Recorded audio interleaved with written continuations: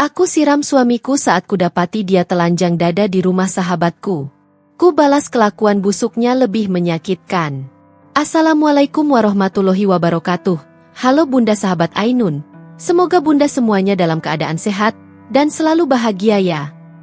Sebelum saya lanjut, yuk Bunda absen dari kota mana saja? Dan buat yang sudah like, komen, dan subscribe semoga rezekinya dilancarkan ya. Yuk, langsung kita mulai kisahnya. Pagi itu, aroma kopi hitam dan roti panggang memenuhi seluruh sudut rumah kecil di bilangan Depok. Dari luar, rumah itu tampak damai. Cat krem yang mulai memudar justru memberi kesan hangat.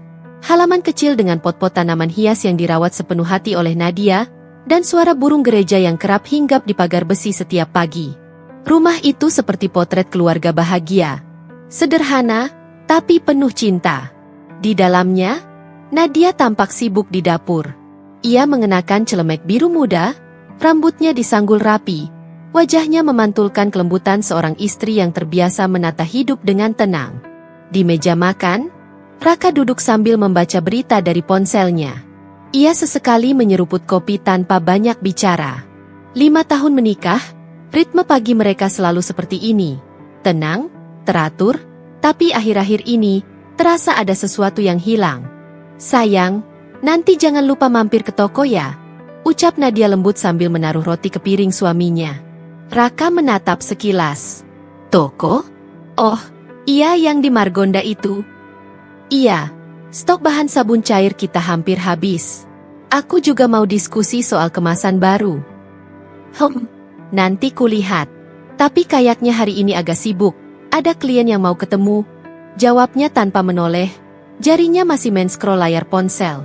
Nadia terdiam sejenak. Dulu, Raka selalu antusias kalau membicarakan bisnis kecil mereka.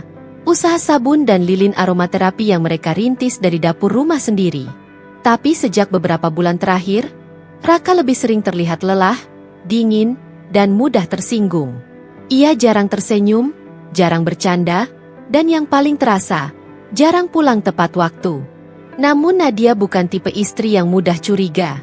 Ia selalu berusaha berpikir positif, bahwa suaminya hanya sedang penat, mungkin tekanan kerja sedang tinggi. Apalagi, bisnis mereka mulai berkembang, dan Raka yang dulu banyak di rumah kini lebih sering turun ke lapangan. Ia percaya, setiap perubahan pasti ada alasannya. Siang harinya, Nadia menerima kunjungan Intan, sahabatnya sejak SMA. Intan datang dengan tawa khasnya yang riang, membawa 2 gelas boba dan sekantong gorengan. Nah, aku kangen banget. Sumpah, kamu sibuk terus belakangan, ujar Intan sambil duduk di kursi tamu, menaruh boba di meja. Aku juga kangen, Tan. Cuma akhir-akhir ini banyak pesanan online, jadi nggak sempat keluar, jawab Nadia sambil tersenyum. Wah, keren dong. Usaha kalian makin maju ya. Raka pasti bangga punya istri kayak kamu. Nadia tersenyum tipis. Iya, alhamdulillah. Tapi Raka kayaknya lagi banyak pikiran. Kadang aku ajak ngobrol aja dia diam. Intan terdiam sejenak, menatap wajah sahabatnya dengan ekspresi yang sulit ditebak. Mungkin dia capek. Nah, cowok tuh kadang gitu. Tapi kamu sabar aja, ya? Iya, sahut Nadia pelan. Aku cuma merasa rumah ini nggak sehangat dulu. Dulu setiap pagi selalu ada candaan, ada obrolan kecil. Sekarang, semua kayak formal. Hening. Hanya suara kipas angin yang berputar pelan di ruang tamu. Intan menatap sekeliling rumah yang dulu sering ia datangi. Setiap dinding seolah menyimpan cerita tawa dan keakraban mereka bertiga. Tapi entah kenapa, hari itu atmosfernya terasa berbeda. Seperti ada hawa asing yang mengintai dari celah-celah diam. Sore hari, saat Raka pulang, langit sudah mulai gelap. Nadia menyambut dengan senyum, tapi lelaki itu hanya mengangguk singkat. Ia langsung menuju kamar, meletakkan tas, lalu mandi. Ketika makan malam tiba, mereka makan bersama tanpa banyak bicara. Raka, panggil Nadia lembut. Kamu masih suka kerja bareng Intan, kan? Aku lihat kalian sering koordinasi soal stok bahan itu. Raka menatapnya cepat, lalu menunduk kembali. Iya, Dia bantuin cari supplier. Kenapa? Nggak apa-apa, jawab Nadia cepat, berusaha menutup perasaan aneh yang tiba-tiba menyusup di dada. Ia menatap wajah suaminya yang kini tampak jauh berbeda dari Raka yang dulu ia kenal. Dulu, tatapan itu hangat, penuh cinta. Kini, dingin, datar, seperti ada dinding di antara mereka. Malam itu, setelah Raka tertidur, Nadia duduk sendirian di ruang tamu. Lampu temaram membuat bayangan di dinding menari pelan. Ia menggenggam cangkir teh yang sudah dingin, mencoba menenangkan pikirannya. Tapi suara lirih di dalam hatinya terus berbisik. Ada yang berubah, dan rumah ini tak lagi sama. Beberapa minggu berlalu sejak kegelisahan kecil itu mulai tumbuh di hati Nadia. Ia berusaha menepisnya, menutup telinga dari bisikan-bisikan halus yang mengganggu pikirannya setiap kali melihat sesuatu yang terasa tidak pada tempatnya. Tapi semakin ia mencoba mengabaikan, semakin sering tanda-tanda itu muncul. Intan kini semakin sering datang ke rumah, kadang tanpa kabar, kadang hanya membawa alasan sepele, menitipkan barang, membahas desain label sabun, atau sekadar main sebentar. Bagi orang lain, mungkin itu wajar. Tapi bagi Nadia, lama-kelamaan kunjungan itu terasa terlalu sering. Suatu sore, Nadia baru saja selesai menjemur pakaian ketika suara tawa terdengar dari ruang tamu. Suara Raka dan Intan. Aduh, Rah. Kamu tuh masih aja inget kejadian itu, ya? Tawa Intan meledak, disusul tawa kecil dari Raka. Ya gimana, Tan? Kamu yang lucu banget waktu itu. Mana bisa lupa? Jawab Raka. Suaranya terdengar lebih ringan daripada saat berbicara dengan Nadia. Langkah Nadia terhenti di ambang pintu. Ia melihat keduanya duduk di sofa, terlalu dekat untuk ukuran sahabat suami istri. Intan mengenakan blus putih dan celana jeans, rambutnya terurai rapi, dan tangannya menepuk bahu Raka saat tertawa. Sementara Raka, yang biasanya kaku di rumah, kini tampak begitu santai, bahkan hangat. Nah, sapa Intan cepat begitu menyadari keberadaan Nadia di pintu. Kamu dari belakang ya? Kaget aku. Nadia tersenyum kecil, mencoba menutupi rasa tak nyaman yang mulai menggelayut di dada. Iya, baru aja selesai jemur. Ngobrol apa sih? Heboh banget. Ah, cuma cerita lucu waktu kita kuliah dulu, sahut Raka, santai. Oh, gitu? Nadia melirik sekilas, lalu duduk di kursi seberang mereka. Mau aku buatkan teh? Wah, boleh banget, jawab Intan cepat, seolah rumah itu miliknya juga. Nadia berdiri dan melangkah ke dapur, tapi langkahnya berat. Di balik punggungnya, ia bisa mendengar mereka kembali bercanda, suara tawa yang mengisi rumahnya. Ironisnya, tawa itu dulu adalah miliknya. Tawa yang dulu lahir dari candaan kecil antara dia dan Raka. Kini, suara itu terdengar asing, seperti milik orang lain. Malamnya, ketika Intan sudah pulang, Nadia mencoba berbicara. Raka, panggilnya pelan sambil melipat pakaian di atas ranjang. Kamu nggak ngerasa Intan akhir-akhir ini sering banget ke rumah? Raka menatapnya sekilas. Emang kenapa? Enggak apa-apa sih. Cuma kadang aku ngerasa waktunya nggak tepat aja. Kamu sering lagi capek, terus dia datang, ngobrol lama. Raka mendesah pelan. Nah, kamu ini kenapa sih? Intan itu sahabat kamu juga, kan? Lagian dia bantu banyak di usaha kita. Masa kamu nggak senang? Senang, cuma... Udahlah, jangan mikir aneh-aneh. Suaranya kini datar, sedikit dingin. Nadia terdiam. Ia tahu nada itu, nada yang berarti pembicaraan sudah berakhir. Sejak saat itu, Nadia mulai berhati-hati. Ia mencoba menata hatinya, menyingkirkan cemburu yang ia anggap tidak beralasan. Ia berusaha percaya, karena bagi Nadia, kepercayaan adalah fondasi utama rumah tangga. Ia menenangkan diri dengan berpikir bahwa Intan hanyalah sosok yang supel, ramah, dan spontan. Tidak lebih. Namun, keanehan itu semakin kentara. Suatu pagi, ketika Nadia hendak pergi ke toko, ia lupa membawa ponselnya. Ia kembali ke rumah, membuka pintu perlahan, dan mendengar suara lembut Intan dari ruang tamu. "Raka, kamu tuh harus istirahat.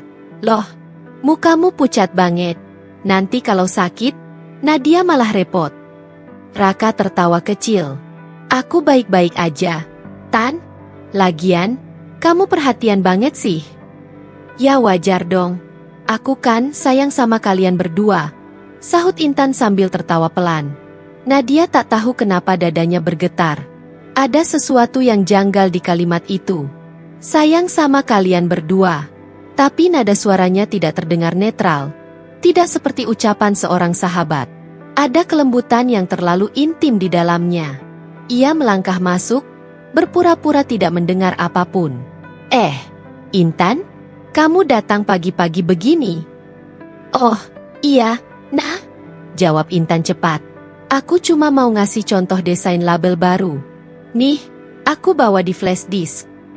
Raka menambahkan, "Bagus loh, Nah. Aku udah lihat. Kayaknya cocok banget buat edisi premium nanti." "Oh, kalian udah lihat bareng, ya?" Suara Nadia datar, nyaris tak terdengar. Hari-hari berikutnya, kehadiran Intan menjadi semacam rutinitas baru. Kadang ia datang sore hari saat Raka di rumah, kadang malam hanya untuk membahas ide bisnis. Bahkan sekali waktu, Nadia mendapati pesan WhatsApp Intan di ponsel Raka. "Jangan lupa makan, ya. Aku khawatir kamu drop." Pesan yang sederhana, tapi terasa salah tempat. Nadia menatap layar itu lama sekali malam itu. Tidak ada kata cinta, tidak ada emoji hati, tapi intuisi seorang istri tak bisa dibohongi. Namun, alih-alih marah, Nadia justru menangis pelan. Bukan karena yakin suaminya selingkuh, tapi karena takut jika ternyata benar. Keesokan harinya, ia mencoba mengalihkan pikiran dengan bekerja di toko lebih lama. Tapi setiap kali pulang, bayangan Intan selalu menghantui. Tawa mereka, cara Raka menatap Intan dengan senyum yang dulu selalu ia dapatkan, semuanya seperti luka kecil yang perlahan menganga. Suatu malam, saat Raka tertidur, Nadia duduk di teras rumah. Udara dingin menyapa kulitnya, tapi yang lebih menusuk adalah rasa kosong di dadanya. Ia menatap rumahnya sendiri. Rumah yang dulu dipenuhi cinta, kini terasa asing. Di balik langit yang kelam, Nadia berbisik pada dirinya sendiri. "Mungkin aku terlalu percaya. Mungkin aku terlalu buta untuk melihat apa yang sebenarnya terjadi." Dan malam itu, untuk pertama kalinya, Nadia berdoa dengan air mata yang jatuh tanpa suara. Meminta agar jika benar ada yang disembunyikan di balik semua senyum itu, Tuhan memberinya kekuatan untuk melihatnya dengan mata terbuka. Hari itu, matahari belum tinggi ketika Nadia mulai membersihkan rumah. Angin pagi berhembus lembut dari jendela ruang makan yang terbuka separuh, mengibaskan tirai tipis berwarna krem. Ia baru saja selesai mencuci piring sarapan, nasi goreng dan telur dadar, menu sederhana yang biasa ia buatkan untuk Raka.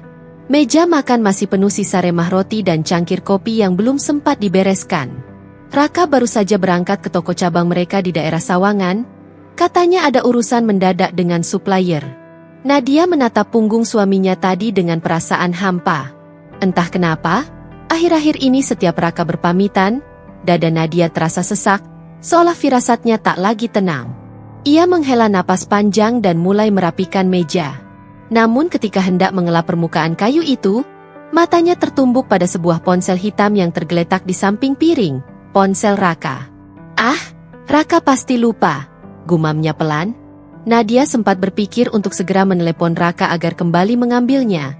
Tapi kemudian layar ponsel itu menyala sendiri. Sebuah notifikasi masuk. Dan di sana, jelas sekali tertera nama pengirimnya, Intan. Tangannya refleks berhenti bergerak. Nafasnya menahan. Satu pesan muncul di layar. "Jangan lupa bawa handuk. Aku sudah siap mandi bareng." Waktu seakan berhenti. Dunia Nadia mendadak berputar, matanya terasa kabur, dan lututnya gemetar. Ia menatap layar itu lama, berulang kali, berharap matanya salah lihat. Tapi huruf-huruf itu tetap ada di sana. "Nya, Aju." Seperti pisau yang menusuk dada. "Bercanda?" bisiknya hampir tak terdengar. "Mereka cuma bercanda. Ia mencoba menenangkan diri. Ya, Intan memang suka bercanda. Kadang terlalu bebas, kadang kebablasan. Mungkin itu hanya gurauan konyol antara teman kerja, pikirnya. Tapi kenapa pesan itu dikirim pagi-pagi begini? Dan kenapa Intan menggunakan emoji itu? Nadia menatap layar ponsel yang kini terasa seperti bara panas di tangannya. Ia menahan napas dalam-dalam, lalu meletakkannya perlahan di meja. Tapi jantungnya tak berhenti berdetak kencang. Sekuat apapun ia mencoba menyangkal, hatinya tahu itu bukan sekadar candaan. Ia duduk di kursi, memandangi meja makan kosong di hadapannya. Tempat yang dulu penuh tawa dan obrolan hangat kini hanya meninggalkan sunyi yang memekakkan telinga. Di sudut matanya, air menggenang, tapi ia menahannya. Ia tidak boleh menangis. Belum sekarang. Beberapa menit kemudian, ponsel itu berbunyi lagi. Kali ini panggilan masuk, Intan. Nadia terpaku. Ia ingin mengangkatnya, tapi tangan gemetarnya tak sanggup. Akhirnya, panggilan itu berhenti sendiri. Lalu muncul pesan baru. Kamu udah di jalan, kan? Aku tunggu di rumah. Orang tuaku lagi pergi, jadi aman. Pesan itu menamparnya lebih keras dari sebelumnya. Rumah? Rumah siapa? Rumah Intan? Nadia menggenggam ujung meja begitu erat hingga buku jarinya memutih. Napasnya mulai tersengal. Ia ingin berteriak, tapi suaranya tak keluar. Semua dinding rumah seolah memantulkan gema satu kenyataan yang ingin ia tolak mati-matian. Suaminya dan sahabatnya telah melangkah terlalu jauh. Ia menatap jam di dinding. Baru jam 9 pagi. Berarti, jika Raka memang kesawangan, seharusnya ia masih di perjalanan. Tapi jika pesan itu benar, guncangan di dada Nadia semakin kuat. Hatinya seperti dirobek dari dalam. Ia berdiri perlahan, mengambil kerudung yang tergantung di kursi, dan menatap ponsel itu sekali lagi sebelum memasukkannya ke tas. Kalau aku salah, aku akan minta maaf. Tapi kalau benar, gumamnya lirih, aku akan berhenti diam. Jalanan menuju rumah Intan tak terlalu jauh. Hanya butuh waktu 15 menit dengan motor. Tapi setiap detik di atas motor terasa seperti perjalanan menuju neraka. Tangannya gemetar memegang stang, pikirannya penuh gambaran-gambaran buruk yang tak henti berputar. Bayangan Raka di kamar Intan, tawa mereka, kulit yang bersentuhan, pengkhianatan yang nyata. Ketika sampai di depan rumah itu, Nadia berhenti. Rumah bercat putih itu begitu familiar. Tempat mereka sering tertawa bersama, tempat ia sering menumpahkan keluh kesah, tempat ia mempercayakan rahasianya. Dan kini, tempat itu mungkin menjadi saksi pengkhianatan terbesar dalam hidupnya. Pintu pagar terbuka sedikit. Suasana di dalam sepi. Tak ada suara televisi, tak ada musik. Hanya samar terdengar suara air mengalir dari arah dalam rumah. Hati Nadia berdegup lebih cepat. Ia melangkah perlahan. Seolah setiap langkah adalah jarak antara masa lalu dan kehancuran. Di ruang tamu, sandal Raka ada di sana. Sepasang sandal hitam yang ia kenal betul, dengan sol yang mulai menipis di bagian belakang. Nadia terpaku. Dada sesak. Dunia seperti berhenti berputar. Suara air dari kamar mandi semakin jelas. Tawa kecil. 2 suara. Dan saat itulah, sesuatu di dalam diri Nadia hancur tanpa suara. Ia menutup mulutnya dengan tangan agar tidak terisak. Air matanya jatuh deras tanpa bisa ditahan. Semua penyangkalan, semua pembenaran, semua harapan bahwa itu hanya candaan, lenyap begitu saja. Nadia mundur pelan, meninggalkan rumah itu dengan langkah yang nyaris tak terasa. Langit siang terasa terlalu terang, seolah mengejek kesedihan yang menelanjangi hatinya. Ia menuntun motornya perlahan, tak peduli pandangan orang di jalan. Sesampainya di rumah, Nadia tak langsung masuk. Ia berdiri lama di depan pintu, memandangi dinding, pot tanaman, kursi kecil di teras. Semuanya terasa seperti bayangan masa lalu yang tiba-tiba kehilangan arti. Malamnya, Raka pulang seperti biasa, seolah tidak terjadi apa-apa. Senyum tipisnya, sapaan ringan, semuanya terasa palsu di mata Nadia. Ia hanya diam, Memandangi suaminya yang melewati ruang tamu dengan ponsel di tangan, ponsel yang tadi pagi menuliskan pesan dosa. Dalam diamnya, Nadia menunduk dan menatap tangannya sendiri. Tangan yang dulu ia gunakan untuk menggenggam cinta, kini hanya menggenggam luka. Dan di dalam hatinya, ada satu kalimat yang terus bergema. Aku telah melihat kebenaran yang seharusnya tak kulihat dan setelah ini, tak ada lagi yang sama. Pagi itu, udara terasa ganjil, seperti ada beban yang menggantung di langit. Cahaya matahari menembus jendela rumah Nadia, tapi tidak lagi membawa hangat. Ia sudah terjaga sejak subuh, namun tidak benar-benar bangun. Sepanjang malam, matanya memandangi langit-langit kamar, pikirannya berputar di antara dua jurang, percaya dan hancur. Raka masih tertidur di sampingnya. Wajahnya terlihat tenang, seolah tak pernah ada dosa di balik senyum itu. Nadia memandangi wajah itu lama, mencoba menemukan sisa-sisa cinta yang dulu membuatnya begitu yakin pada pernikahan ini. Tapi yang ia rasakan kini hanya dingin. Dingin yang menjalar pelan dari dada ke seluruh tubuh. Ia menahan tangisnya. Ia tidak ingin terlihat lemah. Tidak hari ini. Hari ini, ia ingin memastikan sesuatu. Ia ingin tahu apakah yang dilihatnya kemarin hanya kebetulan, atau memang takdir yang kejam sedang memperlihatkan wajah aslinya.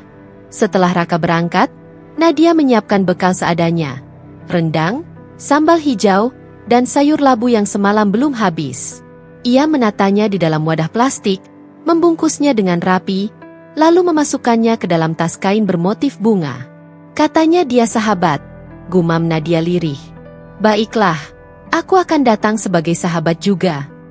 Langkah kakinya terasa berat ketika keluar rumah. Angin berhembus pelan, membawa aroma tanah basah sisa hujan semalam. Setiap suara kendaraan di jalan, setiap langkah orang yang berlalu, seakan memantulkan keraguan di hatinya. Tapi Nadia terus berjalan. Tidak ada rencana, tidak ada persiapan. Hanya dorongan hati yang menuntunnya ke satu tempat, rumah Intan. Ketika ia tiba di depan pagar rumah itu, jam di ponselnya menunjukkan pukul 10 lewat sedikit. Pagar tertutup rapat, namun jendela ruang tamu terbuka setengah. Ada suara samar dari dalam, bukan tawa, bukan percakapan. Suara televisi? Atau sesuatu yang lain? Nadia tak bisa membedakannya. Ia menarik napas panjang, berusaha tersenyum seperti biasa, lalu mengetuk pintu. Sekali, dua kali. Tan, ini aku, Nadia, serunya dengan nada ceria yang terdengar dipaksakan. Hening. Tak ada jawaban. Ia menunggu sejenak, lalu mengetuk lagi. Kali ini lebih keras. Tan, aku bawain makanan. Buka dong, aku kangen ngobrol.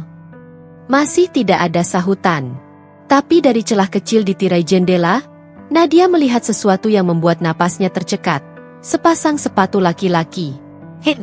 Dengan pola sol yang sama seperti milik Raka. Ia berdiri mematung, jantungnya berdegup liar. Tidak mungkin, bisiknya pelan. Namun sebelum sempat berpikir lebih jauh, suara langkah kaki terdengar dari dalam rumah. Pintu terbuka. Intan muncul di ambang pintu dengan wajah sedikit terkejut, tapi cepat menutupi ekspresinya dengan senyum manis. Nadia, ya ampun, kaget aku. Nggak nyangka kamu datang pagi-pagi gini, ucapnya. Nadia memaksa tersenyum. Hehe, iya, aku cuma mau bawain makanan, takut kamu belum makan. Wah, baik banget sih kamu. Masuk aja. Begitu Nadia melangkah masuk, udara di dalam rumah terasa aneh, seperti terlalu harum, seperti campuran sabun dan parfum pria. Aroma itu langsung menusuk hidungnya, membuat dadanya bergetar tanpa sebab. Matanya menyapu sekeliling ruang tamu. 2 cangkir di meja, satu dengan bekas lipstik, satu lagi dengan bekas sidik jari besar. Handuk tergantung di kursi. Kamu barusan dari kamar mandi ya? Tanya Nadia, berusaha menjaga nada suaranya tetap ringan. Oh, iya. Baru aja mandi, makanya tadi lama buka pintu. Jawab Intan sambil tertawa kecil. Ia berjalan ke dapur dengan langkah terburu-buru. Aku ambilin piringnya, biar kita makan bareng. Nadia menatap punggung sahabatnya itu. Ada sesuatu di cara Intan berbicara. Terlalu cepat, terlalu ramah. Seperti ingin menutupi sesuatu. Lalu matanya menangkap bayangan gerakan dari arah kamar.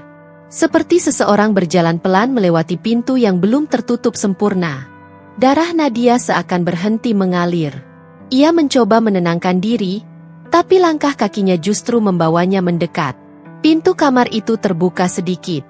Dan di baliknya, ia melihat sesuatu yang membuat tubuhnya goyah. Kemeja Raka. Terlipat rapi di kursi. Masih lembab, seperti baru dikenakan. Nadia menahan napas. Suara gemuruh di telinganya membuat dunia terasa berputar. Ia ingin berteriak, tapi lidahnya keluh. Hatinya menolak menerima kenyataan yang sudah jelas di depan mata. Dari dapur, suara Intan memecah keheningan. "Nah, kamu nggak apa-apa? Kok diam aja?" Nadia memalingkan wajah cepat, menelan ludah yang terasa pahit. "Nggak apa-apa. Aku cuma lihat dekorasi kamarmu berubah, ya?" Intan tersenyum canggung. "Hehe, iya. Aku lagi pengen ubah suasana aja." Ia kembali ke ruang tamu membawa piring. Tapi gerakannya gugup.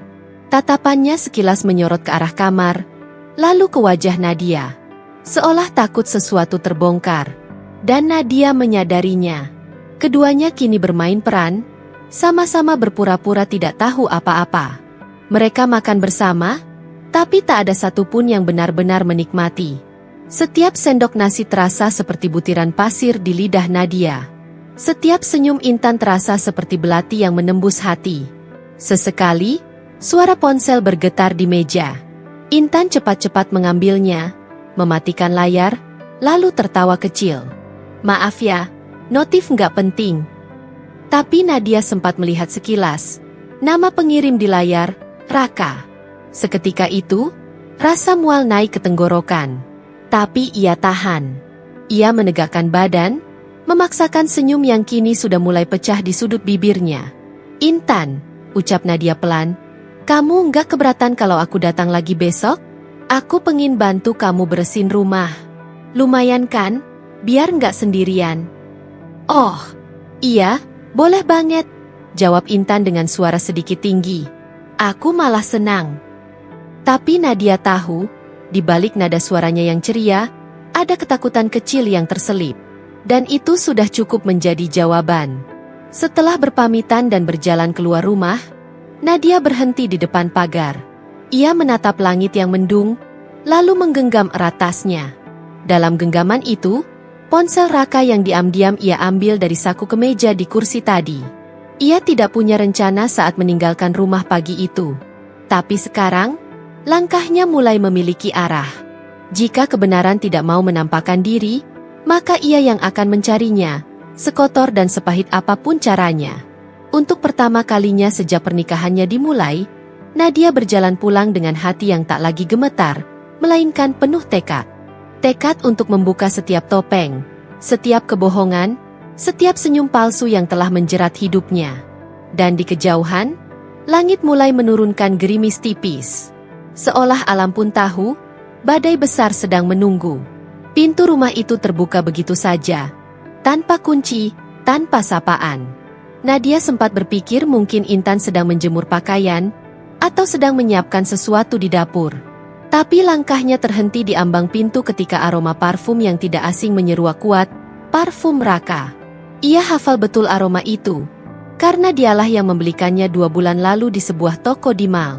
Aroma yang biasanya menenangkan, kini justru menusuk hingga ke dada. Suara tawa terdengar samar dari arah ruang tamu. Suara yang ia kenal, tapi kali ini terdengar berbeda. Lebih rendah, lebih mesra, lebih rahasia. Nadia menegakkan tubuh, menelan ludah yang terasa pahit, dan dengan langkah ragu ia berjalan perlahan ke arah sumber suara itu. Langkahnya berhenti di depan pintu yang setengah tertutup. Dari celah kecil itu, pandangan Nadia menangkap sesuatu yang membuat seluruh tubuhnya membeku. Raka, suaminya, berdiri tanpa sehelai baju, hanya mengenakan celana pendek. Intan, sahabat yang ia percaya selama bertahun-tahun, berdiri hanya dengan handuk putih melilit tubuhnya. Rambutnya masih basah, menetes di lantai marmer. Dunia Nadia seolah berhenti berputar. Waktu terasa melambat. Suara tawa mereka menggaung di kepalanya, mengiris jantungnya pelan-pelan. Tangannya bergetar hebat, tapi ia tak sanggup memalingkan pandangan. Ia ingin percaya bahwa yang dilihatnya hanyalah salah paham, atau semacam permainan konyol. Tapi tidak, tatapan mata Raka pada Intan bukanlah tatapan orang yang bercanda. Itu tatapan yang hangat, yang lembut, yang dulu hanya milik dirinya. Seketika dada Nadia terasa sesak, nafasnya terengah. Ia melangkah masuk, perlahan tapi pasti. "Raka?" Suaranya bergetar, hampir tak terdengar. Dua pasang mata langsung menoleh. Raka terkejut, sementara Intan membeku di tempat. Handuk di tubuhnya terlepas sedikit, membuatnya panik menahannya. "Nah, Nadia, ini bukan seperti yang kamu pikir," katanya terbata. Tapi Nadia sudah terlalu lelah untuk mendengarkan alasan. Tatapannya dingin, suaranya pelan tapi penuh luka. "Lalu, apa yang harus kupikir, Tan? Aku datang bawa makanan untukmu. Aku ingin minta maaf karena sempat curiga. Tapi ternyata, yang harus aku minta maaf adalah pada diriku sendiri, karena terlalu bodoh mempercayaimu." Raka maju selangkah, mencoba mendekat. "Sayang, dengar aku dulu." Namun sebelum sempat menyelesaikan kalimatnya, Nadia melempar kotak makanan yang masih di tangannya ke arah meja. Nasi dan lauk berhamburan ke lantai. "Dengar apa, Raka? Dengar alasan basi tentang salah paham? Tentang kebetulan kamu di sini tanpa baju, dan Intan dengan handuk di badannya?" Suaranya meninggi, namun di balik itu ada getar tangis yang ditahan. Raka terdiam, tak mampu menjawab. Intan mencoba mendekat dengan wajah memelas. "Nadia, aku mohon, dengarkan aku dulu. Aku dan Raka." "Cukup," teriak Nadia, matanya memerah. "Kalian berdua sudah cukup berbicara di belakangku. Sekarang diam. Aku ingin melihat wajah dua orang yang paling kupercaya, menghancurkanku di tempat yang paling kuanggap aman." Air mata menetes satu-satu, tapi tak ada isak. Hanya diam dan amarah yang berputar di dada. Nadia menatap sekeliling rumah Intan, tempat di mana mereka sering tertawa bersama, menonton film, berbagi rahasia. Kini semua kenangan itu terasa menjijikkan. Raka berusaha mendekat, namun Nadia mundur satu langkah. "Jangan sentuh aku," katanya dingin. Tangan itu pernah menggenggamku dengan janji setia. Sekarang, aku jijik melihatnya. Keheningan menggantung beberapa detik. Hanya terdengar suara detik jam di dinding dan napas berat mereka bertiga. Lalu, tanpa berpikir panjang, Nadia menoleh ke arah meja makan di dekat dapur, di mana ada segelas air di atas nampan. Dengan langkah cepat, ia mengambilnya. Air itu dingin, tapi amarahnya jauh lebih panas. "Ini, untuk menyadarkan kalian," katanya lirih, tapi nadanya tajam seperti pisau. Raka dan Intan belum sempat bereaksi ketika segelas air itu melayang dan menyiram wajah Raka. Suara cipratan menggema di ruangan kecil itu. Intan menjerit kecil, Raka terkejut dan hanya bisa mematung. Air mengalir dari wajah dan dada Raka, menetes ke lantai yang kini bercampur dengan makanan yang tercecer. Suasana hening kembali. Nadia menatap keduanya dengan mata yang tak lagi menampilkan cinta, hanya luka, kecewa, dan kehancuran. "Aku tidak akan bertanya kenapa," katanya pelan. "Aku hanya ingin kalian tahu. Kalian sudah membunuh sesuatu di dalam diriku. Dan tidak ada air yang cukup untuk membersihkannya." Tanpa menunggu jawaban, Nadia berbalik. Ia berjalan keluar dengan langkah berat tapi pasti. Pintu tertutup dengan keras di belakangnya. Di luar, udara terasa dingin, tapi di dadanya api menyala. Bukan lagi karena cinta, melainkan karena dendam yang perlahan tumbuh dari puing kepercayaannya yang hancur. Dan di sanalah, di jalanan sepi itu, Nadia tahu satu hal dengan pasti, hidupnya tidak akan pernah sama lagi. Air dingin itu memercik deras dari gayung yang Nadia ambil di wastafel. Gayung itu awalnya ia genggam dengan tangan bergetar, tapi saat tatapan Raka dan Intan menatapnya dengan wajah bersalah, atau mungkin ketakutan, entah dari mana kekuatan itu datang. Tangannya terangkat tinggi, lalu splash. Air dingin menyiram dada dan wajah Raka dengan keras. "Selamat, ya?" Suaranya gemetar tapi nyaring, memecah ruangan yang sebelumnya hanya berisi sunyi dan detak jantung yang tak beraturan. "Kalian cocok. Satu pengkhianat, satu pelacur." Kata-kata itu seperti cambuk yang menghantam tanpa ampun. Raka terpaku, tak sempat menghindar. Intan menjerit kecil, refleks menutup mulut dengan tangan. Handuk di tubuhnya sedikit terlepas karena panik, tapi ia buru-buru merapatkannya lagi. "Nah, Nadia, tolong dengar dulu." Suara Intan parau, bergetar, tapi Nadia sudah tak mau mendengarkan. Ia menatap mereka berdua seperti menatap dua orang asing yang tak pantas lagi disebut manusia. Dada Nadia naik turun, napasnya berat, tapi sorot matanya tajam. Bukan lagi istri lembut yang mereka kenal, tapi perempuan yang baru saja kehilangan semua kendali. Raka, yang sejak tadi diam, akhirnya bicara pelan. Aku minta maaf." Nadia tertawa getir. Satu tawa yang terdengar seperti jeritan hati yang remuk. "Maaf?" katanya, hampir berbisik. "Kau pikir satu kata, maaf, cukup untuk menambal dagingku yang kau robek-robek, Raka?" Ia menatap Intan dari ujung kepala hingga ujung kaki, dengan pandangan yang dingin dan tajam. "Dan kau?" Suaranya pelan, tapi penuh racun. "Sahabatku yang selalu datang ke rumah, makan di mejaku, pakai bajuku, bahkan curhat tentang laki-laki brengsek yang menyakitimu.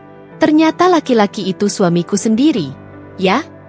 Intan menunduk, bibirnya gemetar. Aku hilaf, Nadia. Aku benar-benar..." "Diam," bentak Nadia. Suaranya menggema keras hingga membuat Intan membeku. "Kau hilaf? Hilaf itu kalau kau tanpa sengaja menyenggol orang di jalan. Ini bukan hilaf, ini pilihan. Kau tahu betul yang kau lakukan."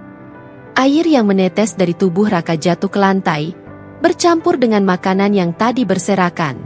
Ruangan itu kini dipenuhi aroma sayur tumpah, sabun, dan air dingin. Tapi yang paling menyengat adalah aroma pengkhianatan yang menyesakkan. Raka menunduk, menatap lantai. "Aku salah, Nat. Aku nggak tahu kenapa bisa sejauh ini. Aku merasa kamu terlalu sibuk akhir-akhir ini, kamu jarang bicara." Nadia mendadak tertawa keras, seolah mendengar lelucon paling kejam di dunia. "Oh, jadi ini salahku? Salahku karena sibuk bekerja, karena berjuang buat rumah ini tetap berdiri, sementara kau malah sibuk berdiri di rumah sahabatku." Kata-kata itu membuat Raka terdiam. Ia tak punya lagi alasan. Semua dalih terdengar hampa di hadapan amarah dan luka yang menggelegak di dada istrinya. Sementara itu, Intan hanya bisa berdiri kaku, wajahnya memucat, bibirnya bergetar tapi tak sanggup berkata apa-apa.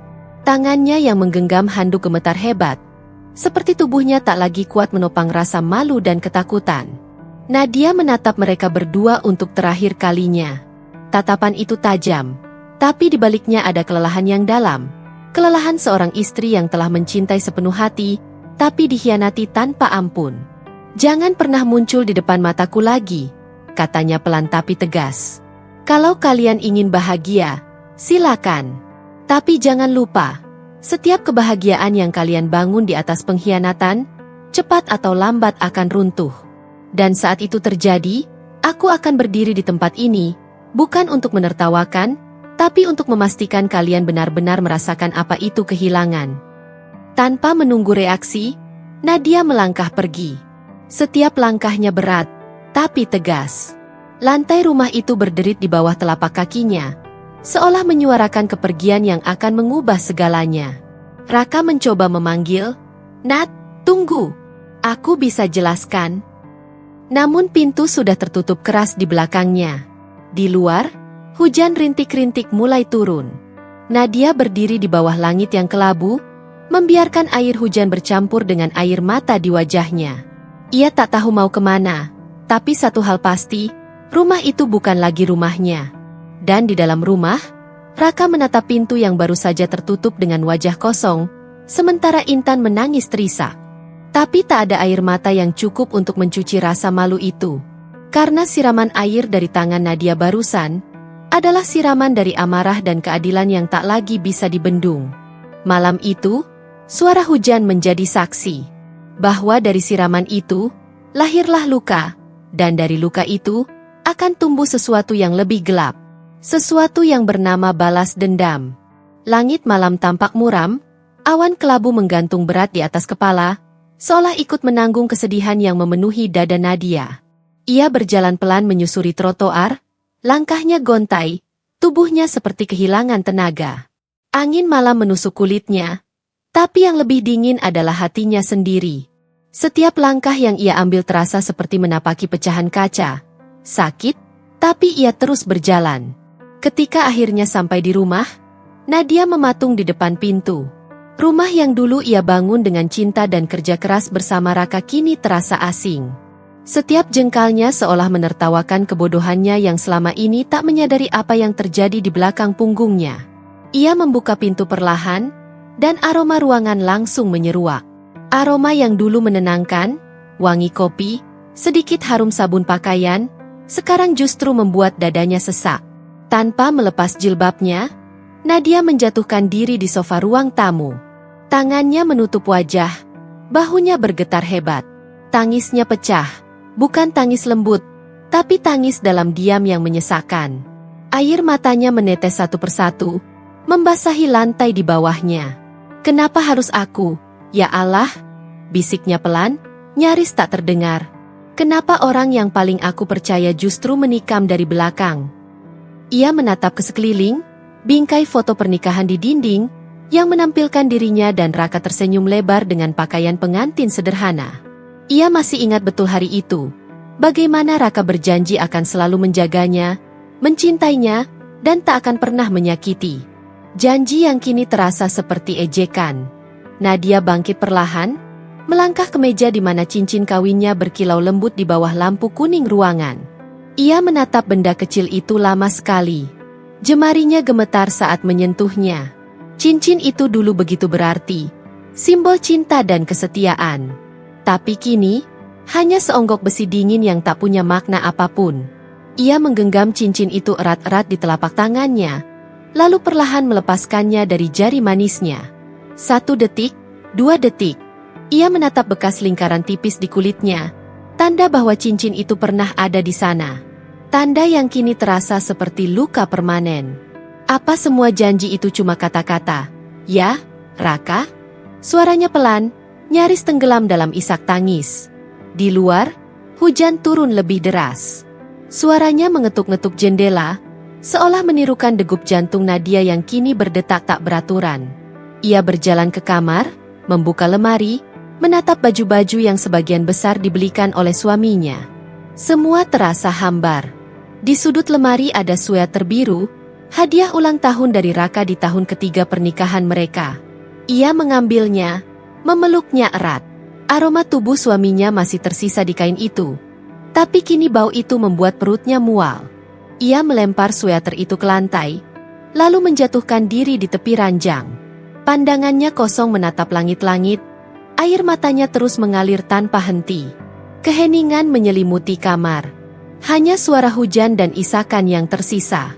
Dalam keheningan itu, Nadia mulai merasakan sesuatu yang lebih dari sekadar sedih. Ada ruang hampa di dalam dadanya. Ruang yang dulu diisi oleh cinta dan kebahagiaan, kini kosong. Ia menatap langit-langit dan berbisik lirih. "Kalau ini ujian, aku mohon beri aku kekuatan. Karena aku benar-benar sudah tidak tahu harus mulai dari mana lagi." Beberapa jam berlalu tanpa ia sadari. Matanya bengkak, kepalanya berat, tubuhnya menggigil karena kelelahan. Tapi di sela kelelahan itu, pikirannya berputar cepat. Gambar wajah Raka dan Intan terus muncul silih berganti, tertawa bersama, berbisik, bersentuhan. Setiap bayangan itu seperti belati baru yang menancap lebih dalam ke hatinya. Tangannya mengepal kuat. "Mereka harus tahu rasanya dihancurkan," gumamnya dengan suara serak. Untuk pertama kalinya malam itu, di tengah tangis yang belum berhenti, Nadia mulai merasakan sesuatu yang berbeda. Bukan lagi sekadar luka, tapi bara kecil di dalam dirinya. Bara itu pelan, nyaris tak terlihat, tapi ia tahu.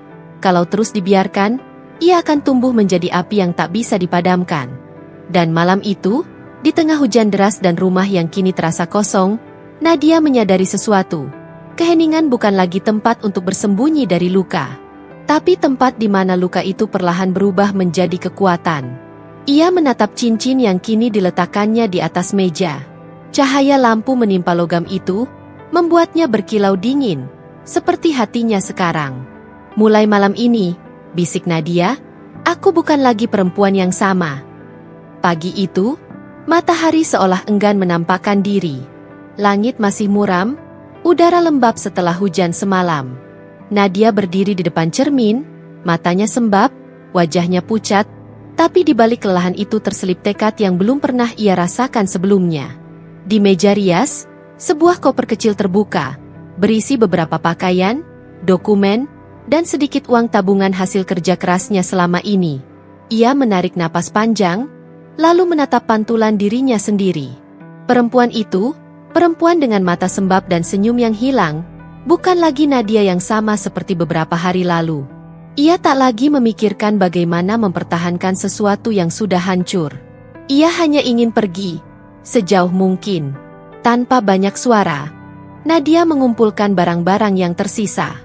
Ia melipat pakaian dengan hati-hati, bukan karena sentimental, tapi karena kebiasaan. Saat tangannya menyentuh sweater biru yang dulu diberikan Raka, jemarinya berhenti sejenak.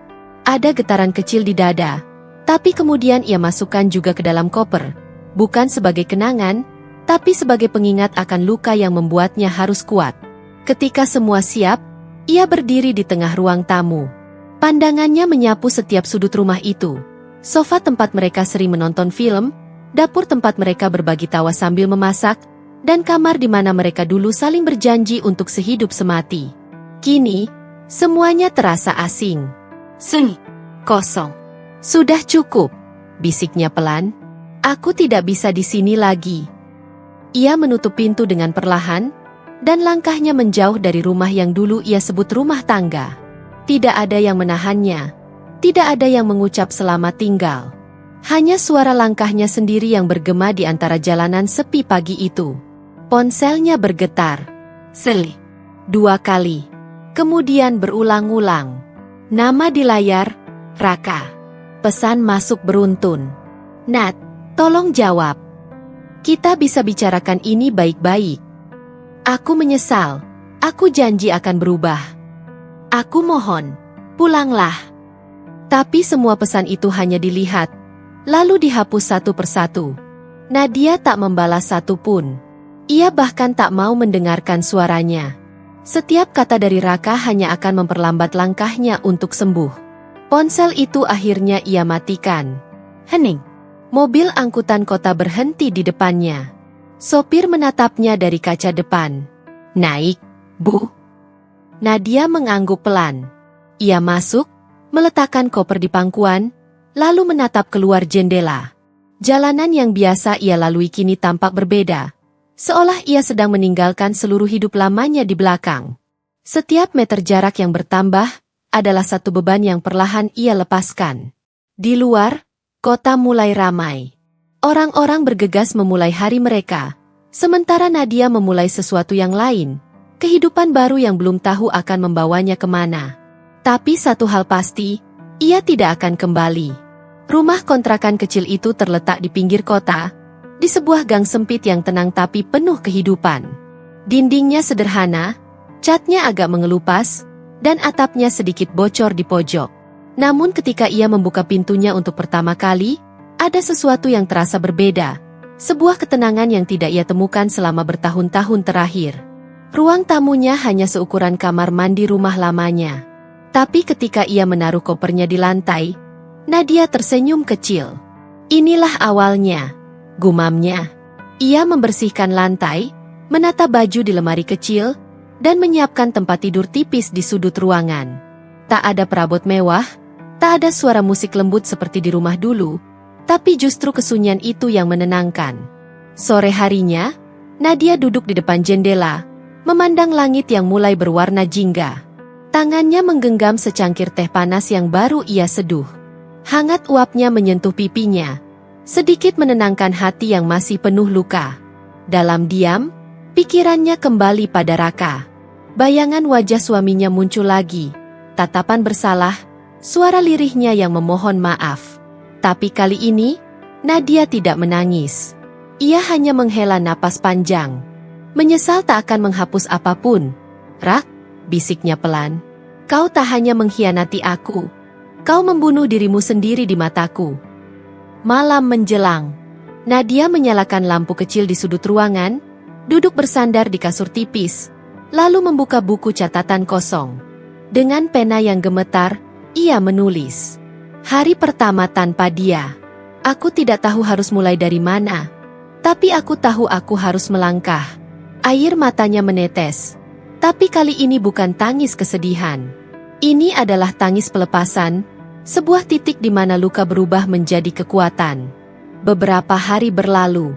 Raka terus mencoba menghubungi, meninggalkan pesan suara, bahkan datang ke rumah lamanya. Tapi Nadia tak kembali. Ia memilih diam, karena diam adalah bentuk paling tegas dari kepergian. Setiap pagi, ia membuka jendela kontrakannya, membiarkan cahaya matahari masuk dan menyentuh wajahnya. Ia mulai belajar tersenyum lagi, meski masih samar, tapi nyata. Dan di sela kesendirian itu, Nadia berjanji pada dirinya sendiri, bahwa dari tempat kecil dan sederhana inilah, ia akan membangun hidupnya kembali, dengan cara yang tak pernah Raka bayangkan. Karena kepergian ini bukan akhir. Ini adalah awal dari kebangkitan seorang perempuan yang telah kehilangan segalanya, tapi menemukan dirinya kembali. Hari-hari pertama di kontrakan kecil itu penuh dengan keheningan. Nadia duduk di lantai, memandangi tumpukan kardus berisi pakaian dan sisa-sisa masa lalunya. Tidak ada lagi suara langkah Raka, tidak ada tawa palsu Intan yang dulu sering ia dengar saat mereka bertiga masih berteman. Hanya ada suara jam dinding dan detak jantungnya yang perlahan kembali tenang. Namun dari keheningan itu, lahir tekad yang belum pernah ia rasakan sebelumnya. Suatu pagi, dengan mata bengkak dan hati berat, Nadia mengambil selembar kertas kosong dan menulis satu kalimat sederhana. "Aku tidak akan mati karena pengkhianatan." Dari situ, ia mulai bergerak. Nadia membuka kembali resep kue peninggalan ibunya, resep yang dulu sering mereka buat bersama setiap lebaran. Tangan Nadia sempat gemetar saat mencoba mengaduk adonan pertama, tapi setiap gerakan terasa seperti terapi. Tepung, gula, dan mentega seolah menyatu dengan air matanya, menciptakan kekuatan baru dari kesedihan lama. Ia mulai menjual kue-kue itu secara online. Awalnya hanya beberapa pesanan dari tetangga sekitar kontrakan. Tapi foto-foto kue buatannya yang cantik dan testimoni jujur dari pelanggan membuat usahanya pelan-pelan dikenal. Nadia tak menyangka, di balik kesederhanaan dapur kontrakan sempit itu, lahirlah cita rasa yang mampu menghidupkan harapan banyak orang. Suatu sore, seorang pelanggan menulis pesan. "Kue kamu enak banget, Mbak. Ada rasa hangat kayak pelukan ibu." Nadia terdiam lama membaca kalimat itu. Ia menangis, bukan karena sedih, tapi karena merasa hidupnya mulai punya arah lagi. Sementara itu, kabar buruk mulai menimpa Raka. Bisnis yang dulu ia banggakan perlahan runtuh. Klien besar membatalkan kerjasama setelah tahu skandal perselingkuhannya tersebar di media sosial. Salah satu teman Raka yang dulu jadi saksi bisu kebohongannya, dengan sengaja membocorkan foto-foto mesranya bersama Intan. Reputasinya hancur, kepercayaan hilang. Intan pun tak kalah menderita. Tempatnya bekerja menolak memperpanjang kontrak karena citra buruk yang menempel padanya. Banyak rekan kerja menjauh, berbisik setiap kali ia lewat. Dari wanita yang dulu terlihat percaya diri dan menawan, kini Intan berubah murung dan mudah tersulut emosi. Hubungannya dengan Raka pun mulai retak. Sering bertengkar karena keuangan, saling menyalahkan atas nasib yang mereka alami. Sementara Nadia, tanpa mereka sadari, justru bersinar. Ia mengikuti pelatihan bisnis kecil gratis di kelurahan, belajar pemasaran online dan pengemasan produk. Ia berkenalan dengan para pengusaha wanita lain yang memberi semangat dan dukungan. Dari situ, ia mulai memahami bahwa penderitaan bukan akhir, melainkan batu loncatan menuju kebangkitan. Setiap malam, saat duduk di depan jendela kontrakannya yang sempit, Nadia sering tersenyum kecil. Bukan karena semuanya sudah baik-baik saja, tapi karena ia tahu, ia telah berubah. Luka yang dulu membuatnya hancur, kini menjadi alasan untuk kuat. Dan di balik semua itu, ada sesuatu yang lebih besar sedang menunggu. Sebuah kesempatan untuk benar-benar menata ulang hidup, dan mungkin menuntaskan dendamnya dengan cara paling elegan, dengan keberhasilan. Aku tidak akan membalas dengan air mata, batinnya. Aku akan membalas dengan kesuksesan yang membuat mereka menunduk malu. Langit sore itu berwarna jingga keemasan, memantul di kaca jendela kontrakan kecil Nadia. Aroma kue nastar baru keluar dari oven, memenuhi ruangan dengan kehangatan yang menenangkan. Di sudut meja, laptop tua menyala menampilkan pesanan yang terus berdatangan dari pelanggan baru. Kini, bisnis kecilnya telah tumbuh menjadi toko online dengan ratusan pengikut setia di media sosial. Nadia mengenakan apron bermotif bunga, rambutnya yang terurai lembut dari balik hijab tampak lebih rapi, wajahnya memancarkan ketenangan. Tak ada lagi air mata, tak ada lagi ketergantungan. Hanya keteguhan dan harga diri yang perlahan ia bangun dari puing-puing masa lalu. Namun, sore itu, sebuah ketukan di pintu mengusik ketenangan yang ia bangun dengan susah payah. 3 ketukan. Lembut, tapi ragu. Nadia membuka pintu, dan di ambang sana berdirilah seseorang yang dulu menjadi pusat semestanya, Raka. Rambutnya berantakan, wajahnya kusut, dan pakaian yang dulu selalu rapi kini lusuh dan kusam. Ia tampak seperti bayangan dirinya yang dulu, kehilangan cahaya dan wibawa. Nadia. Suaranya serak, nyaris tak terdengar. Nadia menatapnya lama, tanpa emosi. Ia tidak menyangka, pertemuan ini akhirnya terjadi. Tapi bukan dalam kondisi seperti dulu. Ada apa, Raka? Tanyanya datar. Raka menelan ludah. Lalu tanpa aba-aba ia berlutut di lantai teras, tepat di depan kaki Nadia. Aku salah. Aku bodoh. Aku hancurkan orang yang paling tulus mencintaiku. Maafkan aku, Nat. Suara itu bergetar, penuh penyesalan yang seolah datang terlambat. Namun Nadia hanya berdiri diam. Dalam hatinya, tak ada gejolak seperti dulu. Ia sudah melewati tahap marah dan kecewa. Yang tersisa kini hanya rasa iba. Kau datang bukan karena cinta, Raka, katanya perlahan. Kau datang karena kehilangan kenyamanan. Karena hidupmu tidak semulus dulu, bukan? Raka menunduk, tak sanggup menatap matanya. Air matanya menetes di lantai dingin. Belum sempat Nadia menutup pintu, langkah kaki lain terdengar dari arah gerbang. Seorang wanita dengan penampilan berantakan datang tergesa, Intan. Matanya sembab, rambutnya kusut, dan wajahnya yang dulu selalu dipoles rapi kini tampak pucat dan lelah. Nadia, tolong dengarkan aku juga, ujarnya terbata, mencoba mendekat. Nadia menatapnya, dingin. Untuk apa? Intan mengusap matanya. Aku menyesal, aku kehilangan segalanya. Pekerjaan, teman, bahkan kepercayaan orang-orang. Aku cuma mau minta maaf. Nadia tertawa kecil, tapi getir. Lucu, ya. Dulu kalian berdua menertawakan aku. Sekarang kalian datang bersama, bukan karena cinta atau penyesalan, tapi karena kehancuran. Raka menatapnya dengan mata merah. Aku benar-benar menyesal, Nat. Aku ingin memperbaiki semuanya. Aku siap meninggalkan Intan. Aku ingin kembali padamu. Ucapan itu membuat Intan menoleh tajam. Marah bercampur putus asa.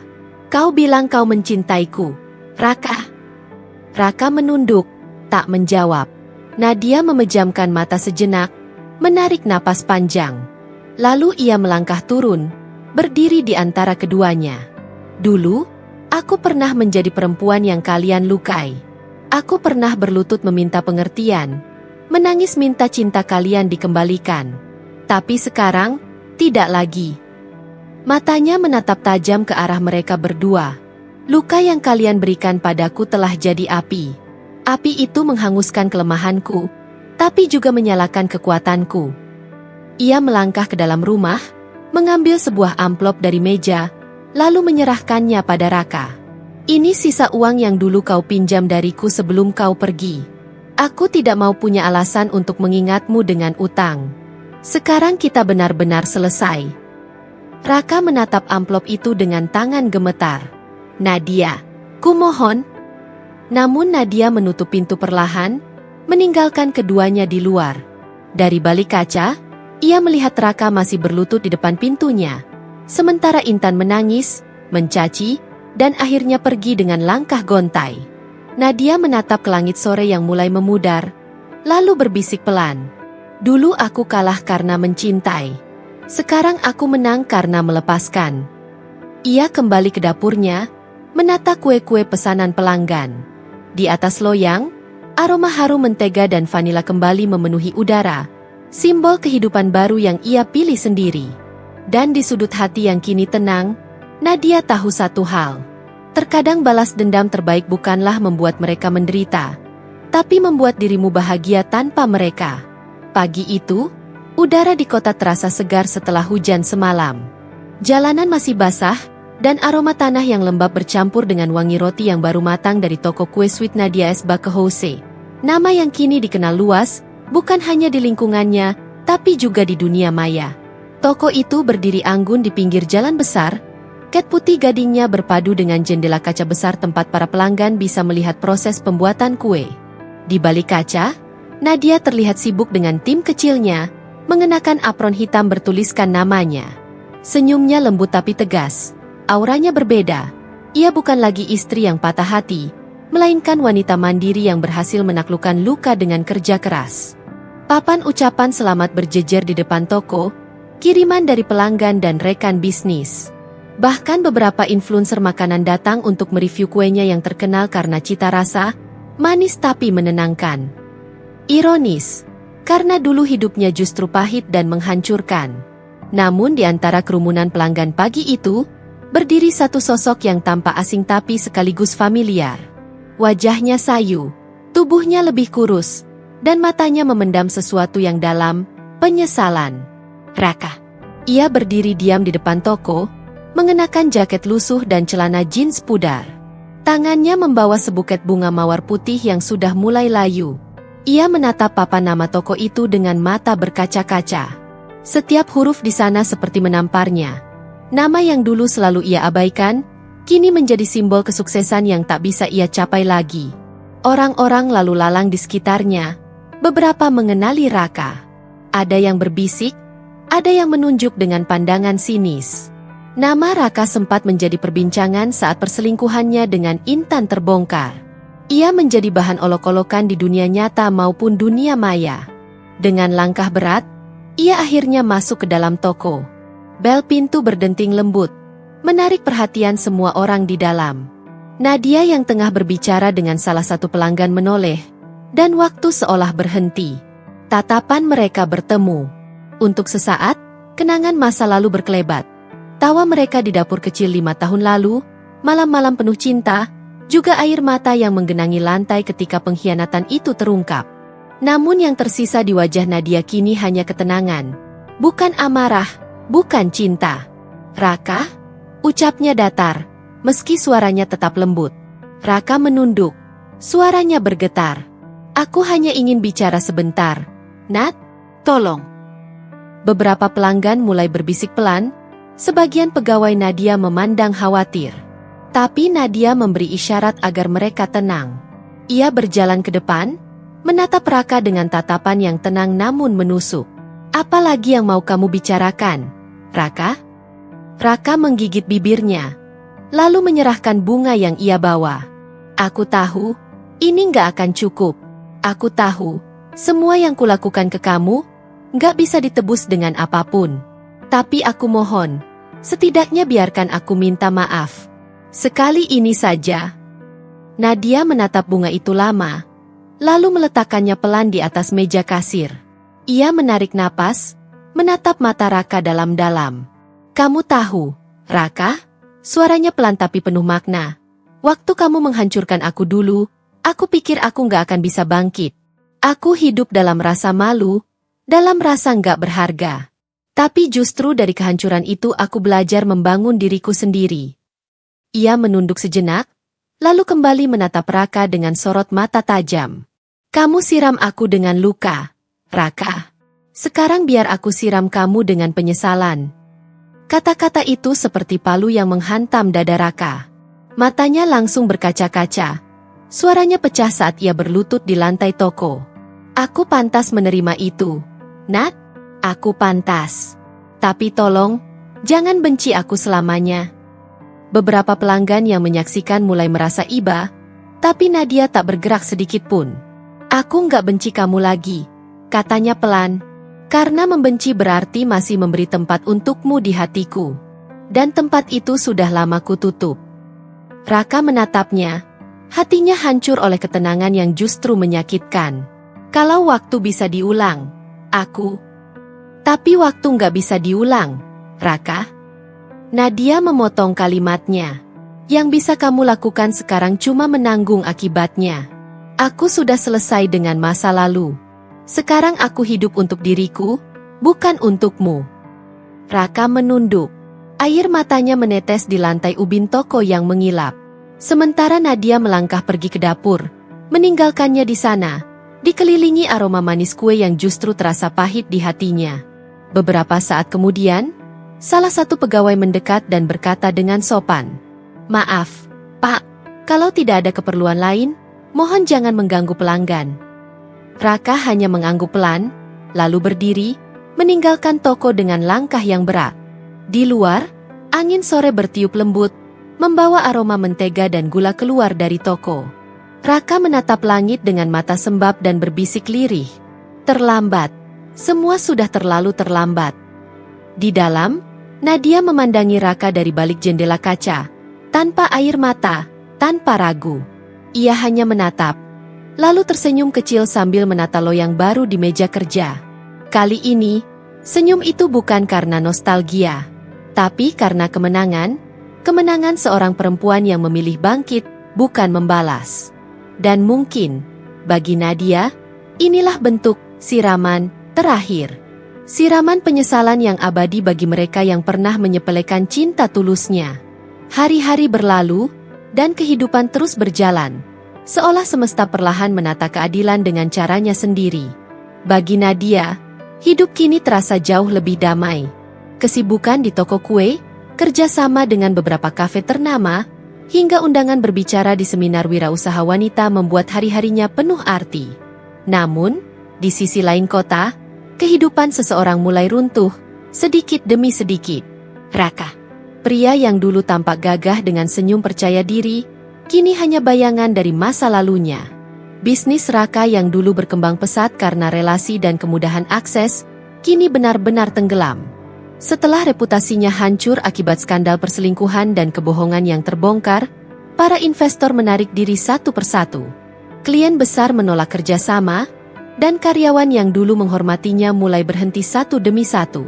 Di meja kerjanya yang berdebu, Raka duduk dengan kepala tertunduk. Ruangan yang dulu penuh tawa dan aktivitas kini sepi. Hanya tumpukan tagihan dan surat peringatan dari bank yang menumpuk di meja. Ia memegang ponselnya, menatap layar kosong yang tidak lagi berdering. Tak ada panggilan bisnis, tak ada pesan penting. Hanya keheningan dan rasa kehilangan. Intan, yang dulu ia bela mati-matian, kini juga menghilang. Awalnya ia masih bertahan, mencoba membantu Raka mengurus bisnis yang kacau. Tapi seiring waktu, kehidupan yang dulu penuh kemewahan berubah jadi perjuangan harian. Uang habis, rumah dijual, mobil digadaikan. Intan mulai bosan. Wajahnya yang dulu manis kini dingin dan sarkastik. "Raka, aku nggak sanggup lagi hidup kayak gini.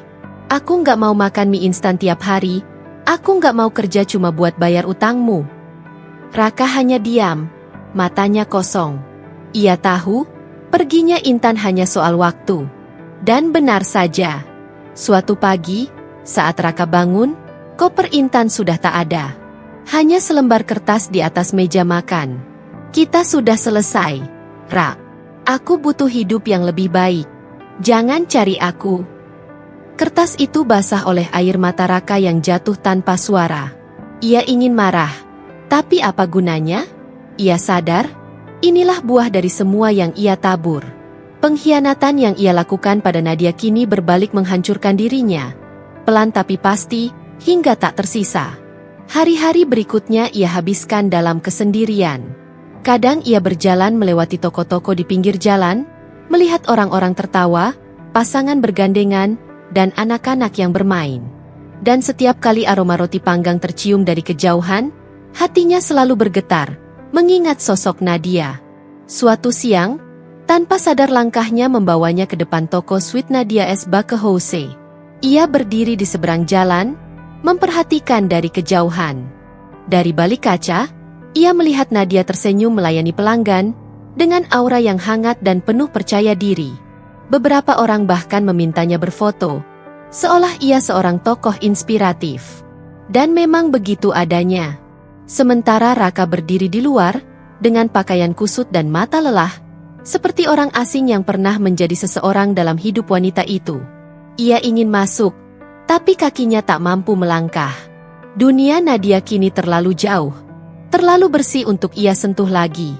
Dari kejauhan, ia hanya berbisik pelan, "Maaf, Nat, kau menang."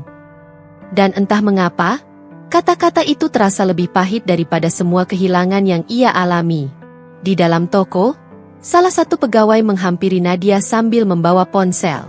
"Bu, ini ada artikel baru. Katanya perusahaan Raka resmi dinyatakan pilot hari ini." Nadia berhenti sejenak, menatap layar ponsel itu. Foto Raka terpampang di berita. Wajahnya kusut, mata sayu, dengan headline besar bertuliskan, "Pengusaha muda bangkrut setelah skandal pribadi menghancurkan karirnya." Ia menatap foto itu lama, sebelum akhirnya tersenyum tipis.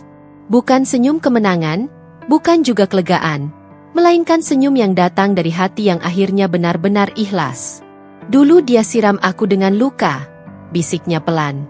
"Sekarang biarlah semesta menyiram dia dengan penyesalan. Aku sudah selesai menuntut." Pegawainya hanya terdiam, tak berani menimpali.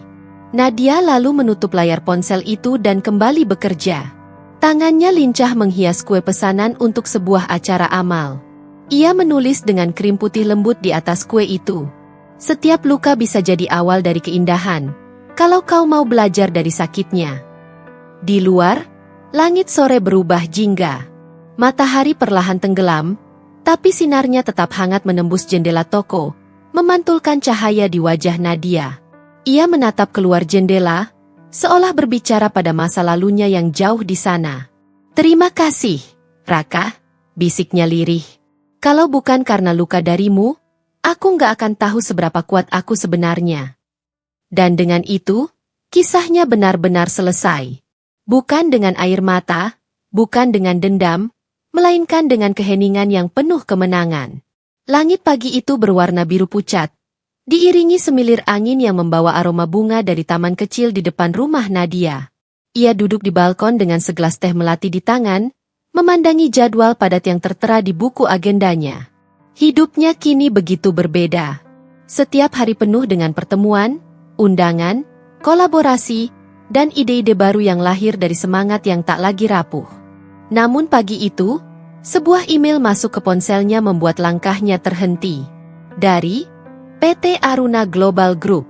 Subjek, undangan pertemuan dan kerjasama eksklusif. Nadia membacanya berulang kali. Nama perusahaan itu tak asing, perusahaan besar di bidang kuliner dan distribusi bahan pangan yang baru saja membuka divisi khusus untuk produk lokal unggulan.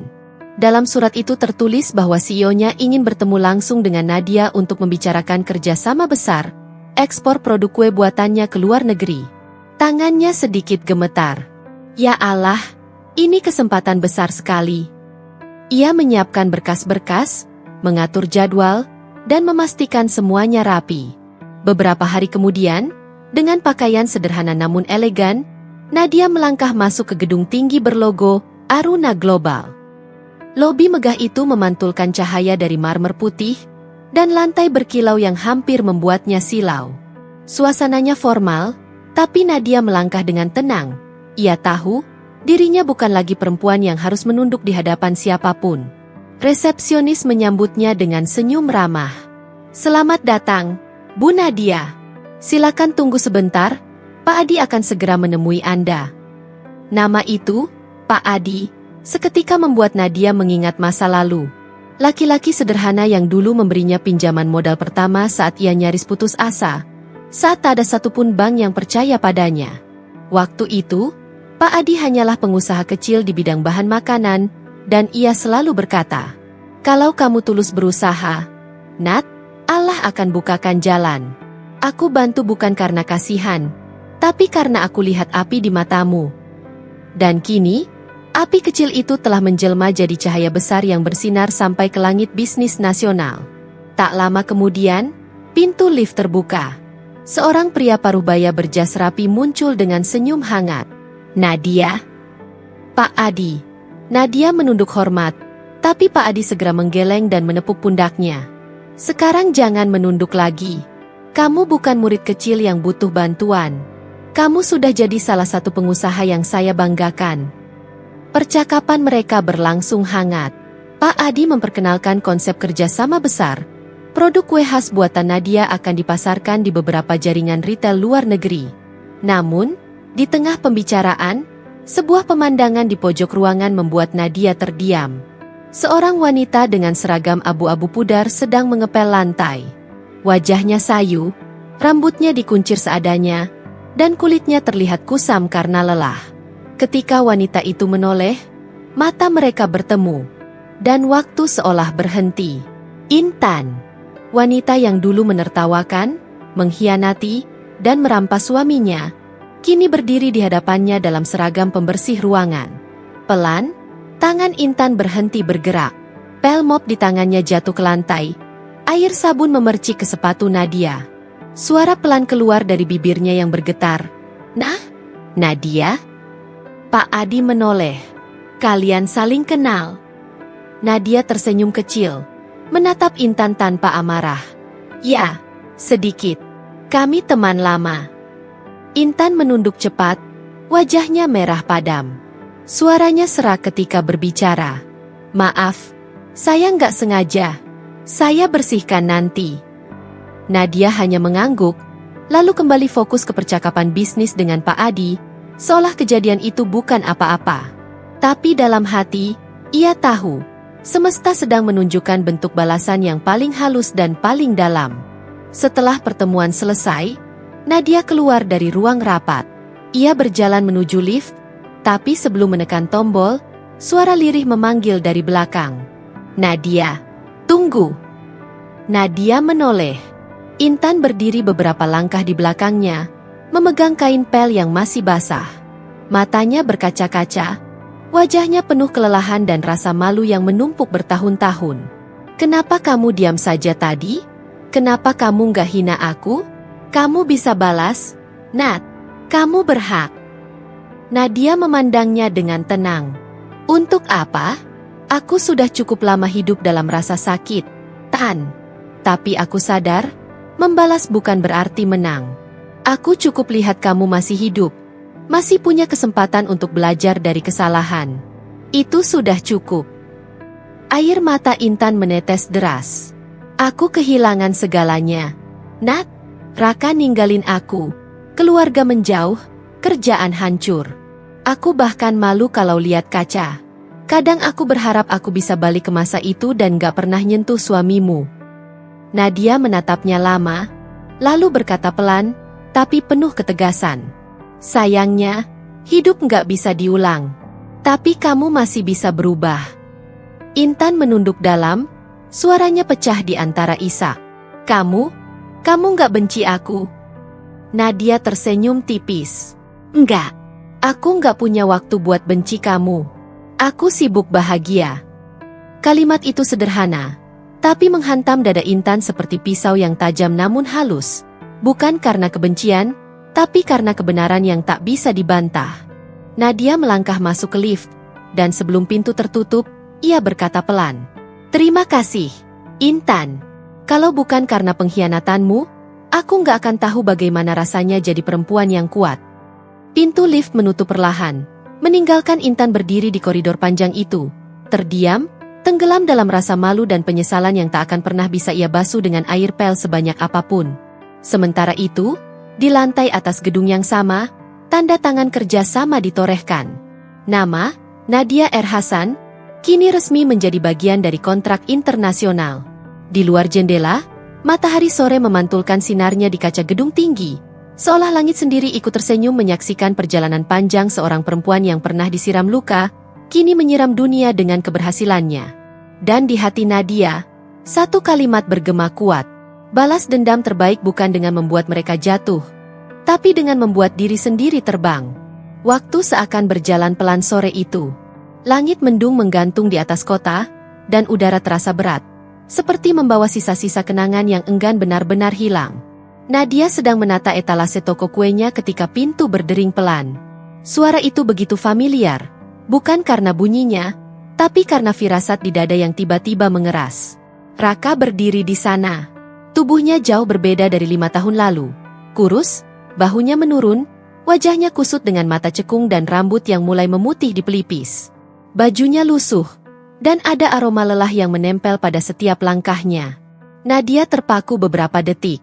Tangannya berhenti di udara, masih memegang piring berisi kue-kue kecil. Suara detak jam dinding terdengar jelas, seolah memecah keheningan di antara mereka. "Boleh, aku bicara sebentar?" Suara Raka lirih, nyaris tak terdengar. Ia menunduk, seperti tak berani menatap mata perempuan yang dulu ia hianati. Nadia menarik napas dalam. Ia menatap Raka lama, mencoba mencari alasan untuk mengusir, tapi yang muncul justru rasa iba yang samar. "Silakan," jawabnya pelan. Raka melangkah mendekat, tapi tetap menjaga jarak. Matanya berair. "Aku tahu aku nggak pantas lagi berdiri di hadapan kamu, Nat. Tapi setiap malam, aku terus dihantui wajahmu. Aku ingat semua yang aku hancurkan dengan tanganku sendiri." Nadia diam. Ia mendengarkan, tapi hatinya kini bukan lagi hati yang mudah luluh. Luka itu sudah lama membentuk tembok di dalam dirinya. Raka melanjutkan, suaranya bergetar. "Bisnisku hancur, Intan ninggalin aku kehilangan semuanya. Tapi yang paling menyakitkan bukan itu. Aku kehilangan kamu, perempuan yang tulus, yang aku hianati tanpa pikir panjang." Air mata menetes di pipi Raka, dan untuk sesaat, Nadia menatapnya dengan campuran emosi yang rumit. Ada luka lama yang berdenyut, tapi juga ketenangan baru yang sulit dijelaskan. "Raka," ucapnya akhirnya, "aku sudah lama berhenti membenci kamu. Karena benci itu cuma bikin aku nggak bisa jalan ke depan. Tapi," ia berhenti sejenak, menatap Raka dalam-dalam, "aku juga nggak akan pernah lupa. Kamu siram aku dengan pengkhianatan, dan dari situ aku belajar, tidak semua luka harus disembuhkan. Ada yang cukup dibiarkan jadi pelajaran." Raka menunduk dalam, kedua tangannya gemetar. "Aku cuma mau bilang maaf, dan terima kasih, karena ternyata kamu tetap bisa jadi seseorang yang lebih baik meski aku pernah menjatuhkanmu sedalam itu." Nadia tersenyum tipis. "Hidup memang aneh, ya? Kadang, orang yang menghancurkan kita, tanpa sadar jadi alasan kita berdiri lebih kuat." Hening kembali turun. Raka menatap Nadia sekali lagi. Tatapan panjang yang dipenuhi sesal, cinta yang terlambat, dan penyesalan yang tak lagi berguna. Ia tahu, tidak ada ruang untuk kembali. Perempuan di depannya bukan lagi Nadia yang dulu menangis karena kehilangan, tapi Nadia yang telah menemukan dirinya sendiri. Saat Raka melangkah pergi, hujan mulai turun di luar. Butir-butir air jatuh di kaca toko, menimbulkan suara lembut seperti nyanyian perpisahan. Nadia berdiri di sana, menatap punggung Raka yang menjauh, lalu membisikkan lirih, "Semoga kamu juga bisa menemukan damai, Raka." Ia tersenyum, menatap toko yang kini ramai pembeli, aroma kue manis memenuhi udara. Hatinya tenang, tak ada dendam, tak ada marah, hanya sisa cinta yang telah berubah menjadi kekuatan. Tatapan terakhir itu menutup semua kisah yang dulu terbuka dengan air mata. Kini, hanya ada kedamaian dalam diri seorang perempuan yang pernah hancur, dan berhasil membangun dirinya kembali dari serpihan luka. Pagi itu, udara terasa berbeda. Lembut, damai, dan penuh aroma harapan.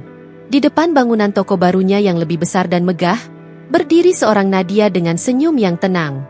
Di tangannya tergenggam segelas air mawar, bening dengan kelopak merah muda yang mengapung di dalamnya. Banyak orang hadir hari itu. Pelanggan setia, teman-teman baru, bahkan beberapa tokoh penting di dunia kuliner. Kamera wartawan lokal berjejer, siap mengabadikan momen peresmian toko Nadia S. Deluxe, sebuah brand yang lahir dari air mata, luka, dan keteguhan hati seorang perempuan yang pernah disiram oleh pengkhianatan. Nadia berdiri di podium kecil. Angin lembut meniup jilbabnya, membuatnya tampak seperti sosok yang baru saja menutup bab panjang dalam hidupnya. Ia tersenyum sebelum berbicara. Suaranya jernih namun mengandung makna yang dalam. Dulu, ucapnya pelan, aku pernah menyiram seseorang dengan air penuh amarah. Waktu itu aku pikir, itu satu-satunya cara untuk melepaskan sakit hati. Tapi hari ini, aku ingin menyiram lagi. Bukan dengan amarah, tapi dengan keikhlasan. Semua orang terdiam. Kamera berhenti berklik. Hanya angin yang berdesir, membawa aroma mawar ke setiap sudut halaman toko. Nadia kemudian menunduk, menuangkan segelas air mawar itu ke tanah di depan pintu tokonya. Gerakan itu sederhana, tapi di dalamnya ada begitu banyak makna. Seolah ia sedang memandikan masa lalu yang penuh luka, lalu menguburnya dalam ketenangan. Air ini, lanjutnya dengan senyum kecil, aku tuangkan bukan untuk melupakan, tapi untuk menyucikan. Supaya yang tumbuh setelah ini hanyalah kebaikan. Tepuk tangan pelan terdengar, tapi mata banyak orang berkaca-kaca. Mereka tahu, di balik setiap kata itu, ada perjalanan panjang seorang perempuan yang pernah remuk dan bangkit sendiri. Setelah acara selesai, Nadia duduk di kursi taman kecil di samping toko. Di pangkuannya, sebuah buku catatan tua yang dulu ia tulis saat hari-hari terberatnya. Di sana masih tertulis kalimat yang dulu ia coret dengan tangis. Aku ingin melupakan, tapi aku tidak bisa. Kini ia tersenyum membaca kalimat itu. Ia menambahkan satu baris baru di bawahnya, dengan tulisan yang mantap. Aku tidak perlu melupakan. Aku hanya perlu berdamai. Suara tawa anak-anak di sekitar toko terdengar. Beberapa pelanggan muda meminta foto bersamanya, menyebutnya sebagai inspirasi. Nadia mengiyakan, dengan tawa yang tulus. Ketika semua orang pergi, dan matahari mulai condong ke barat, Nadia menatap langit. Di antara awan putih yang perlahan bergerak, ia seolah melihat pantulan dirinya dulu. Perempuan yang menangis, yang menahan rasa sakit sendirian, yang pernah menyiram suaminya dengan air dingin karena dikhianati. Tapi kini, air itu berubah makna. Bukan lagi senjata, melainkan simbol kebebasan. Bukan lagi tanda amarah, tapi penanda bahwa ia telah selesai dengan masa lalunya. Ia menutup matanya, tersenyum kecil, dan berbisik pelan. Siraman terakhir ini untukku sendiri, untuk membersihkan sisa luka yang masih tertinggal. Setelah ini, biarlah semuanya tumbuh menjadi kekuatan.